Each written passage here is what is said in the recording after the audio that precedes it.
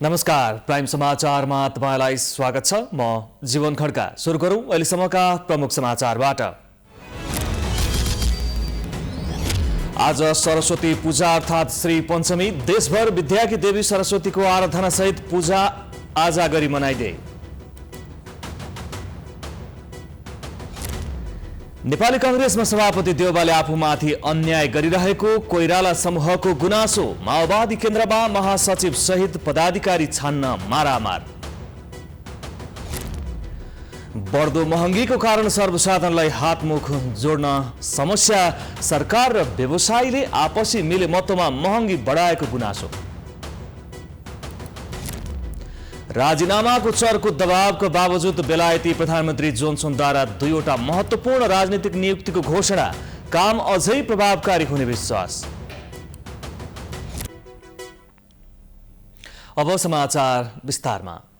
आज सरस्वती पूजा अर्थात् श्री पञ्चमी। देशभर विद्याकी देवी सरस्वतीको आराधना सहित पूजा आजा गरी मनाइँदैछ। प्रत्येक वर्ष माघ शुक्ल पञ्चमीका दिन श्री पञ्चमी पर्व सरस्वतीको पूजा आराधना गरी मनाउने गरिन्छ। आज संगीत, कला, साहित्य र विद्याकी खानी सरस्वतीको विधिपूर्वक पूजा आराधना गरी स्तोत्र पाठ गरेर पढ्न आउँछ भन्ने धार्मिक विश्वास छ। आज साना बालबालिकालाई अक्षराम्भ गराइन्छ। सरस्वतीलाई महाविद्या, महाबाडी, भारती, वाग, शारदा, आर्या, ब्राह्मी, कामधेनु, वेदगर्भा, धीश्वरी नामले समेत सम्बोधन गरिन्छ। श्वेत वस्त्र धारण गरेकी, गोरो वर्णकी, सदा मुस्कुराइरहेकी, सर्वोत्तम रत्नद्वारा निर्मित आभूषणले सुशोभित भएकी, चतुर्भुजा भएकी, जसमध्ये पहिलो हातमा वीणा, दोस्रोमा पुस्तक, तेस्रोमा स्फटिकको माला र चौथो हात अभय रहेकी राजहंसमा सवार भएकी देवी सरस्वती हुन् भनी शास्त्रमा बताइएको छ। सरस्वतीलाई सेतो रङ, फूल, चन्दन, शङ्ख आदि प्रिय लाग्ने भएकोले आजको दिन पूजामा यी सामग्री चढाउने गरिन्छ। विशेष गरी शैक्षिक संस्थामा विद्यार्थीले महत्त्वका साथ यो पर्व मनाउँछन्। तर यसपटक देशभर तेस्रो लहरको कोरोना संक्रमण भयावह बनेपछि शैक्षिक संस्थाहरू बन्द छन्। ऋतुहरूको राजा वसन्तको सुरुवात हुने दिन भएकोले पनि आजको दिनलाई वसन्त पञ्चमी पनि भनिन्छ। बौद्ध धर्मावलम्बीले पनि सरस्वतीलाई बोधिसत्व मञ्जुश्रीका रूपमा ज्ञानको प्रतीक मानेर पूजा आजा गर्छन्। सरकारको नेतृत्व गरिरहेको नेपाली कांग्रेस पार्टीभित्र सभापति शेरबहादुर देउवाले आफूलाई 14औं महाधिवेशनमा सहयोग गर्नेलाई काखा र प्रतिस्पर्धीलाई पाखा लगाउने रणनीति लिएर काम गरेको भन्दै स्थापन इतर समूह रुष्ट बनेको छ। सभापति शेरबहादुर देउवाले आफू सबैको सभापति बनेर निष्पक्ष रूपमा काम गर्ने बताए पनि त्यस्तो व्यवहार नभएको कोइराला समूहको आरोप छ। एक रिपोर्ट। कांग्रेस सभापति शेरबहादुर देउवाले आसन्न तीनवटै निर्वाचनमा बहुमत हासिल गर्नका लागि पनि पार्टीभित्र एकता आवश्यक भएकाले महाधिवेशनको तितो मिठो बिर्सिएर चुनावको तयारीमा लाग्न सबैसँग आग्रह गरेका थिए। तर देउवाले आफ्नै आग्रह विपरीत आफै मनोमानी काम गर्न थालेपछि विवाद देखिएको हो। सभापति भएको 2 महिना पनि नबित्दै आफ्नै सार्वजनिक बोलीअनुसार सभापति शेरबहादुर देउवाले साझा सभापतिको व्यवहार नगरेको, पार्टीभित्र महाधिवेशनको म्यान्डेट बमोजिम काम नगरेको, राष्ट्रिय राजनीतिका विषयमा पार्टीको धारणा बनाउँदा नबोलाएको, राष्ट्रिय राजनीतिका विषयमा गठबन्धनमा छलफल गर्दा पनि महाधिवेशनमा सहयोग गर्ने नेताहरू रामचन्द्र पौडेल र कृष्णप्रसाद सिटौला, पूर्णबहादुर खड्का लगायतलाई मात्रै राखेर बैठक गर्ने गरेको जस्ता दर्जनभन्दा धेरै आरोप डाक्टर शेखर कोइराला निकट पार्टीका पदाधिकारीहरूले नै देउवाको कार्यशैलीप्रति असन्तुष्टि देखाएपछि कांग्रेस विवाद सुरु भएको हो। हैन त्यस्तो पेल्ने भनेर मलाई कुनै पेल्ने भनेर केही छैन। त्यस्तो सुनवाईको कुरा पनि होइन। नेपाली कांग्रेसभित्र सबैले सबको कुराहरू सुनिरहेका हुन्छन्। हामीहरूले आफ्ना कुराहरू राख्छौँ, त्यो यही हो नि सुन्ने भनेको। संस्थापन इतर पक्षका नेताहरू सभापतिबाट न्यायोचित साझेदारी र समन्वयको अपेक्षा गरेको बताउँछन्।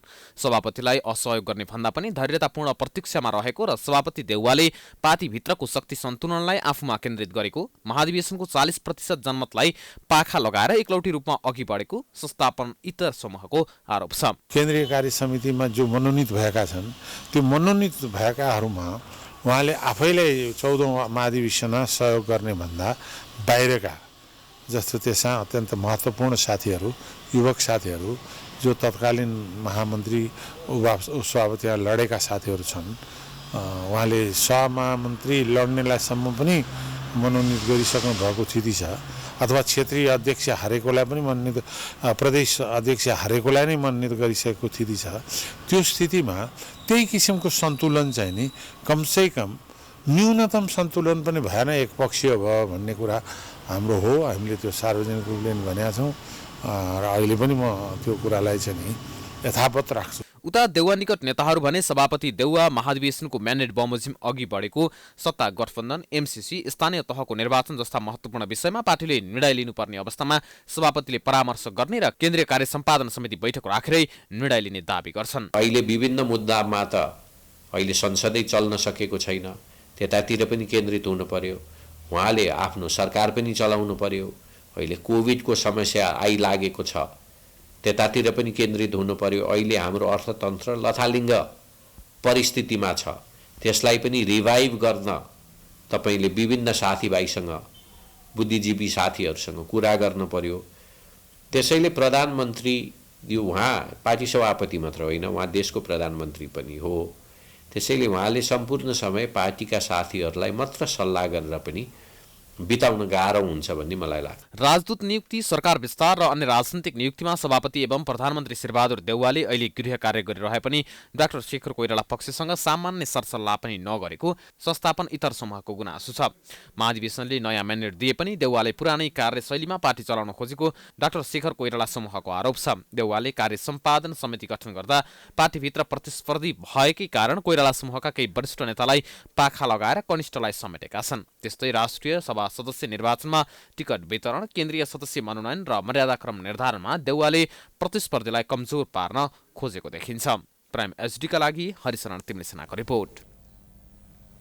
समाचारको सिलसिला जारी छ, हामी विश्रामपछि आउँछौँ।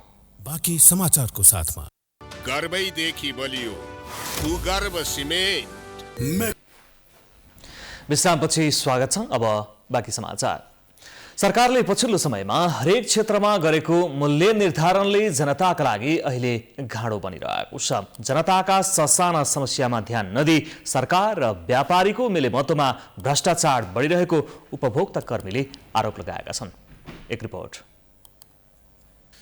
हरेक घरका भान्सामा पाक्ने अत्यावश्यक वस्तुदेखि औषधि, पेट्रोलियम पदार्थ मात्र नभई हरेक क्षेत्रमा अहिले सरकारले मूल्य वृद्धिसँगै मूल्य निर्धारण गरेको छ, जुन मूल्य निर्धारणले आम सर्वसाधारणलाई सकस बनाइरहेको छ। सरकारले केही महिना अगाडि मात्र काठमाडौँ उपत्यकामा सार्वजनिक यातायातमा खुट्टा राखेपछि घटीमा 18 रुपियाँ भाडा तिर्नुपर्ने निर्णय गर्यो। अहिले आम सर्वसाधारणले 2 रुपियाँ फिर्ता नपाउँदा 20 रुपियाँ भाडा तिर्नु परेको छ।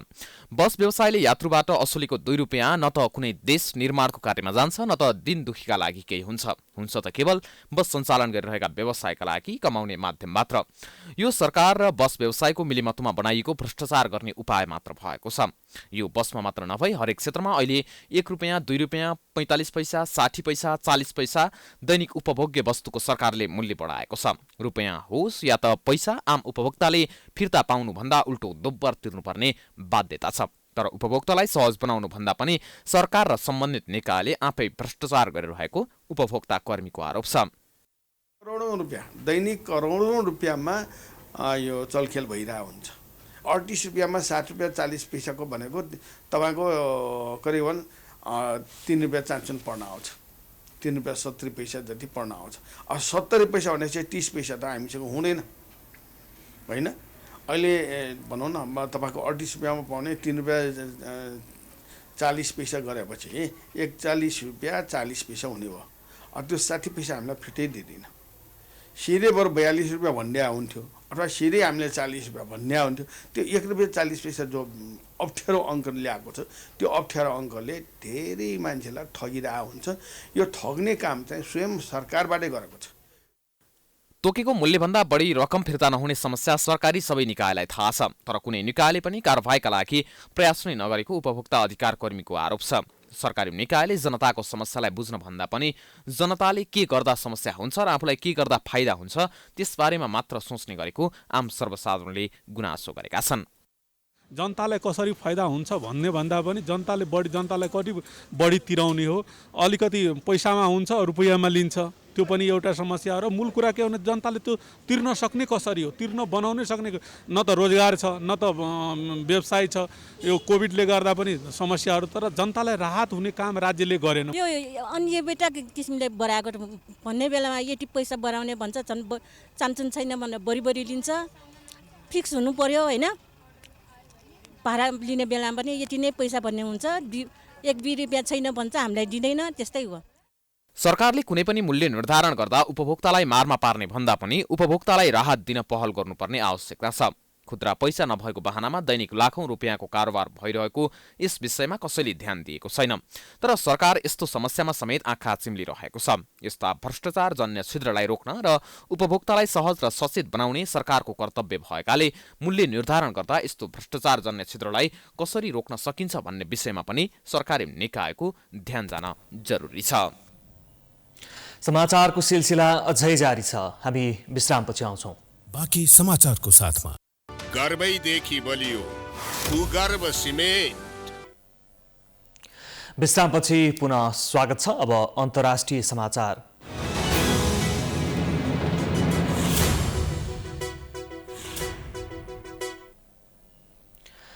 लकडाउनमा मदिरा पार्टी गरेको भन्दै राजीनामाको चर्को दबाव खेपिरहेका बेलायती प्रधानमन्त्री बोरिस जोन्सनले 2वटा महत्त्वपूर्ण राजनीतिक नियुक्ति गरेका छन्।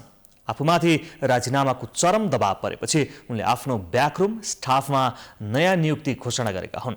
क्याबिनेट कार्यालयका मन्त्री स्टिभ बार्कले प्रधानमन्त्रीको चिफ अफ स्टाफ बन्ने भएका छन्। बीबीसीका पूर्व संवाददाता गुटो ह्यारी र जोन्सनका सल्लाहकार सञ्चार निर्देशक बन्ने भएका छन्।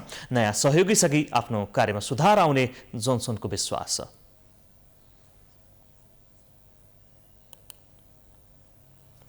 अब खेलकुद समाचार।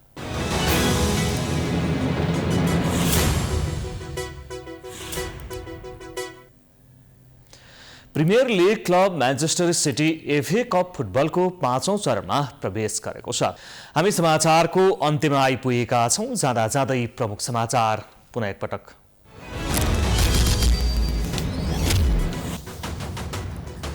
आज सरस्वती पूजा अर्थात् श्री पञ्चमी। देशभर विद्याकी देवी सरस्वतीको आराधना सहित पूजा आजा गरी मनाइदिए।